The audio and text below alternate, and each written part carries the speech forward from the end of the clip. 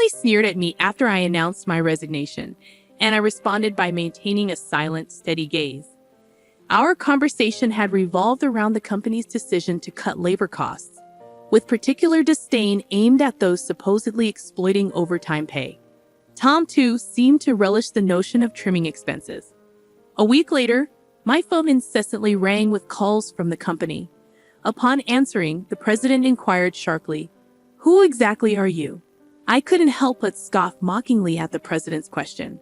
In response, I introduced myself as Lily Johnson, a 59-year-old employee with 37 years of dedicated service since my college graduation. I explained our company's role in providing administrative services, particularly catering to busy company presidents handling clerical work. Specializing in tax-related matters, I proudly managed 45 clients, a responsibility that had grown overwhelming despite the assistance of a part-timer. Despite the challenges, I couldn't show any sign of weakness. Our clients were long-standing relationships, and their adversities fueled my determination. Today, as I sat in front of my computer, the relentless harassment from Tom and Emily weighed heavily on my mind. Tom, 7 years my junior and now the head of the tax department, had drastically changed his demeanor 3 months ago upon promotion. His once polite tone was replaced with condescension and complaints, making every interaction a struggle. Even when I countered, he remained unfazed, instructing me to consult a manual for guidance and warning against unnecessary actions. Emily, Tom's assistant, joined in the harassment, criticizing my efficiency and mocking my rank and file status. Despite being the first to decline a promotion to department head, a fact unknown to Tom and Emily, I committed to completing my regular duties. Their harassment persisted, with Tom accusing me of increasing overtime, branding it a waste. Emily echoed his sentiment, sighing as she claimed my constant overtime was dragging down the entire tax department's performance. The recent cause of my overtime was Tom unexpectedly leaving a month's worth of client files on my desk to be filed by the end of the month after work. My face drained of color as I glanced at the files before me. "Wait, these all have deadlines this month, right?" I uttered in confusion.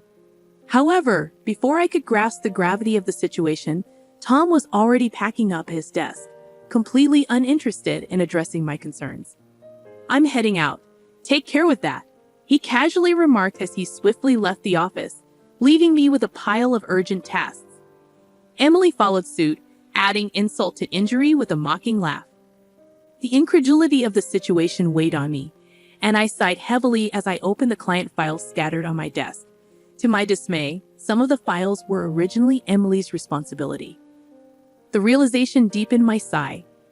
I understood why Tom had been subjecting me to relentless harassment. They wanted me to retire quickly. My extensive experience and deeper knowledge in taxation made me a preferred resource for other members of the tax department over Tom. Tom's unapproachable demeanor and unattractive appearance made everyone, except Emily, avoid him. It seemed Emily's proximity to him was strategic, driven by Tom's preference for younger female employees. The shallow nature of their thinking sent a chill down my spine.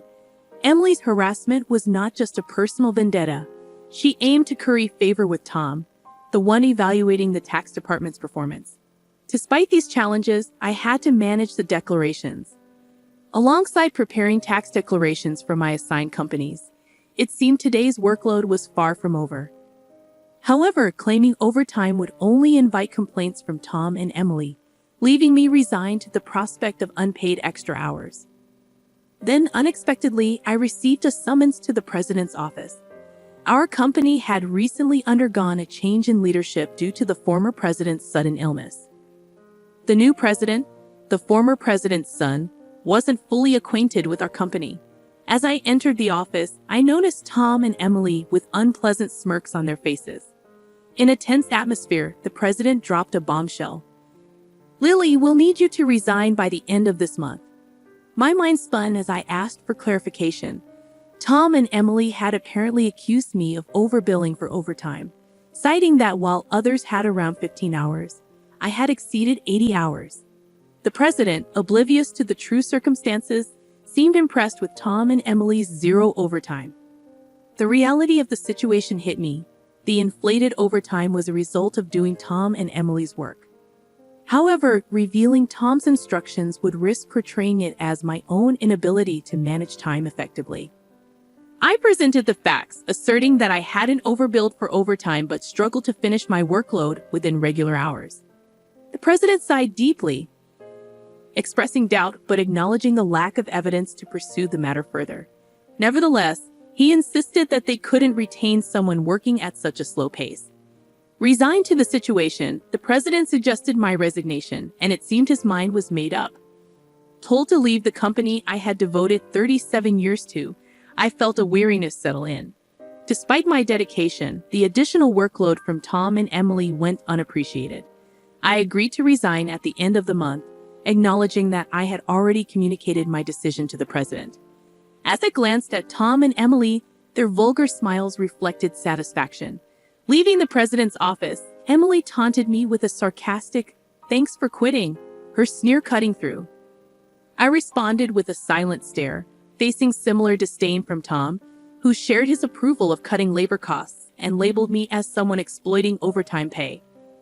Observing their cheerful conversation, I pondered the handover process. Creating documents for all my clients, I ensured proper farewells and appointments with those I could meet personally. Unable to schedule a meeting with the president, I resorted to letters to inform them of my successor. A week post-resignation, enjoying a moment of relaxation at home, my mobile phone rang. Seeing the company's call, I hesitated, having already completed social insurance procedures. However, persistent calls from both the company and Tom and Emily's personal mobiles led me to answer reluctantly. As I picked up, the president urgently spoke, asking, "Who exactly are you?" I couldn't help but mockingly reply, "Just an unemployed lady who resigned from the company, nothing else." In response, the president urgently explained the chaos since my departure. 49 calls to stop transactions with the company. He pleaded for my immediate return, revealing a sense of panic in his tone. Reluctantly, I rose from my seat and made my way back to the company. Upon my arrival, I found Tom and Emily waiting, their faces notably pallid and dark circles underlining their weary eyes. Surprised by their drastic change in appearance, I inquired about what was happening. Tom glared at me and revealed, "Since you left, we've been bombarded with calls to stop transactions, not just from your clients but also from prospective companies we were planning to introduce." "What did you do?" Emily echoed the suspicion, expressing disillusionment at the thought of me resorting to underhanded tactics. Their haggard appearance suggested the toll handling cancellations. While I had not manipulated the clients, I had a hunch about the reason behind the transaction halts. Considering the inevitability of cancellations, I mumbled my thoughts aloud. Tom, however, accused me outright, insisting I had orchestrated something. He demanded I go to the president's office immediately, forcefully escorting me there. Upon entering the president's office with Tom and Emily, the president greeted me with a direct look in his eyes. Tom declared, "President, I brought her," with an air of authority, while Emily hurriedly followed suit. Ignoring their accusatory tone, the president questioned me about the abrupt halt in transactions after my departure. I took a deep breath and explained, "Our clients don't need us to manage their taxes. There are tax accounting firms that offer cheaper services. They continued with us because of me." Tom snapped back, questioning my self-worth, and Emily taunted me, both challenging my value to the company. Undeterred, I elaborated on my unique approach, offering tailored tax-saving strategies that resonated with our clients. Tom dismissed it as inefficient, arguing that their manual-based operations were more practical. The president sighed deeply, recognizing the fundamental difference in our approaches. In a serious tone, he said, "Actually, signaling a crucial revelation or decision to follow." I received a surprising call from my father, the former president. It turns out that some clients, who had stopped transactions, went directly to Dad to negotiate on my behalf. I hadn't anticipated clients going to such lengths for me. Dad emphasized that the tax department thrived because of my contributions. Not only did I manage my clients efficiently, but I also supported my colleagues' clients, possessing knowledge that even Tom couldn't match. Dad disclosed that if I hadn't declined the promotion, I would have held a higher position than a department head by now. The current president expressed regret with a pained expression. Emily appeared shocked, probably grappling with the idea that I could have been her superior. The president apologized for making me resign initially and asked if I would consider revoking my resignation. According to Dad, I was indispensable to the company. While I appreciated the change in the president's perspective, I hesitated to accept. Tom interrupted our conversation, visibly upset, and protested the president's decision, questioning why I was chosen over him. Emily echoed his sentiments, praising Tom's leadership and expressing disbelief at the preference for me. The president then sternly addressed them, revealing that since my resignation, numerous complaints had been received from the tax department, suggesting they had been shifting their workload onto others. Tom's face turned pale as the president exposed the fact that he had been pushing the preparation of client declaration forms onto subordinates, including Emily's work for multiple clients. The president pointed out the irony, considering Tom had accused me of being a salary thief. Observing Tom and Emily's pale expressions, the president continued by revealing an alleged leak about their romantic involvement. Tom struggled to defend himself, claiming he was merely mentoring Emily as her superior. However, the president produced receipts from the accounting department, indicating dining expenses filed by Tom. Confronted with evidence, Tom, sweating profusely, was unable to provide a convincing explanation. Emily, too, turned ghostly pale as the president accused them of neglecting their duties, inflating expense claims, and violating company policy by having an affair in the office while being married. In a calm and straightforward manner, the president declared the termination of their employment effective immediately. Tom and Emily tried to resist, promising to retract the receipt claims and pleading for their jobs. "I have a family," Tom desperately pleaded, attempting to reverse his termination. Emily echoed his sentiments, tearfully expressing her fear of being fired. She promised to apologize to me and others for burdening them with work, realizing the gravity of the situation involving neglect of duties and an affair with a supervisor. Concerned about her reputation, she implored for a second chance. Sensing their desperation, I offered advice. "Why don't you stop resisting? It's undignified," I suggested. Tom glared at me, retorting, "Shut up. What would a single person like you understand?" I sighed, reminding him, "Tom, you were the one who got me fired. It's just karma. What goes around comes around. Why don't you take some responsibility and reflect a bit?" Frustrated, Tom looked away, while Emily bit her lip in distress. Aware of more details about their misconduct, I turned to the president, asking with a smile if I should share them. Tom and Emily frantically tried to stop me, fearing further exposure. I issued an ultimatum, warning them that wrongdoings would eventually come to light, urging them to face reality before it worsened. At my words, both Tom and Emily collapsed to their knees, and the president decided to fire them on the spot.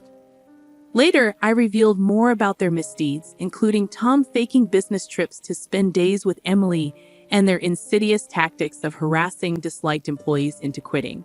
Despite my attempts to help those employees, Tom and Emily's strategies were relentless.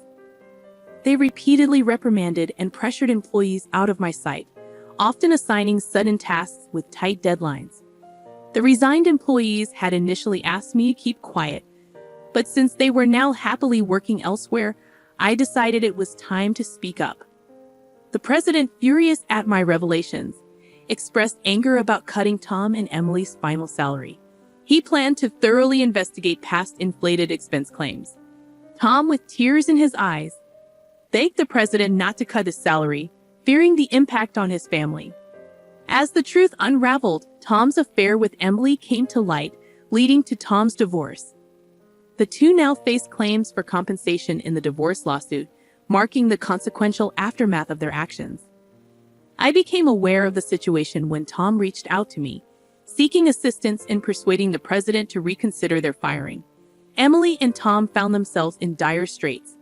Despite their efforts, they struggled to secure new jobs in the tax industry. The industry's close-knit nature meant that word of their misdeeds spread rapidly, making potential employers hesitant to hire them. Desperate for income to cover divorce compensation and living expenses, they resorted to day labor at construction sites, a stark departure from their previous office roles. Emily would often call me in tears, pleading for help. "Lily, please help. I only wanted a better life, and I never truly liked Tom," she'd cry. However, I couldn't ignore the fact that their predicament was a consequence of their own actions. Many, including myself, had been impacted by their behavior. I reminded Emily that the consequences were a result of her choices. "You can't unring a bell," I told her firmly. Facing hardships was the consequence of her decisions. Emily's despair echoed through her protests. Despite her regrets, the outcome remained unchanged. As for me, I chose to distance myself from the chaos of the corporate world. Despite the president's pleas for my return, I declined. Once told to resign, I had no desire to return. Instead, I found solace in assisting at a friend's tax office, supplementing my income and enjoying a more relaxed lifestyle. In the future, I entertained the idea of starting my own office, where I could serve my clients without the constraints of corporate bureaucracy. In my own space, I could fully dedicate myself to my clients' needs. As a tax accountant, I aspired to be on equal footing with my clients, providing service without superiority. This marked the beginning of a new chapter in my life, one filled with excitement and opportunities to pursue what truly mattered to me. My second life had just begun, and I eagerly anticipated the journey ahead.